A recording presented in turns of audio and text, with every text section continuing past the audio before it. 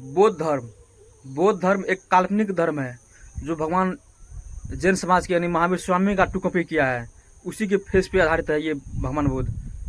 अब भगवान बुद्ध बोलना पड़ रहा है, काल्पनिक रूप है, बना दिया, किताब में लिख दिया भगवान बुद्ध, तो इसीलिए बोल रहे हैं, नहीं तो नहीं बोलते भगवान बुद्ध को भगवान।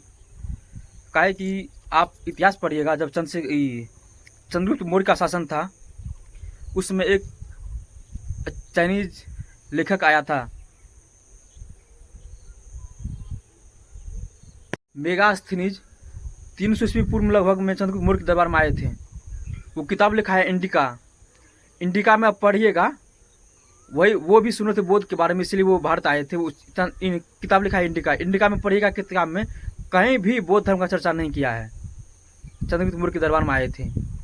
उसी समय एक आक्रांतकारी आए थे सिकंदर जिसका नाम था, वो उधर से आए थे भारत पर आक्रमण करने के लिए, वो लेकिन आक्रमण कर नहीं सके। उस समय उसका चेहरा बहुत बढ़िया लग रहा था, अंग्रेज था तो उसका चेहरा बढ़िया लगबे करेगा, अभी के समय में ठीक ठाक उसका चेहरा रहता है। यहाँ भारतीय मूर्तिकार को बहुत बढ़िया लगा उसका चेहरा, तो उसी के आधारित उसका चेहरा देख के यहाँ पे एक मूर्ति बना दिया जिसका नाम बुद्ध दे दिया। वहीं से काल्पनिक रूप अभी तक चले आ रहा है भगवान बुद्ध का। और जब काल्पनिक बना ही दिया उसमें सिकंदर की तर्ज पे उसका मूर्ति, जानते हैं आजकल अपने लोग में कोई कुछ बोल देता है उसके सामने हम तुरंत चले जाते हैं, तो वही लोग वहाँ पे चले गए और उसके नाम से ग्रंथ क्या समय लिख दिया, कल्पसूत्र ये वो अभिधम पीटक शुद्ध पीटक विनय पीटम क्या क्या होता है वो सब लिख दिया। वहीं से काल्पनिक धर्म शुरू हुआ जो अभी तक चल रहा है।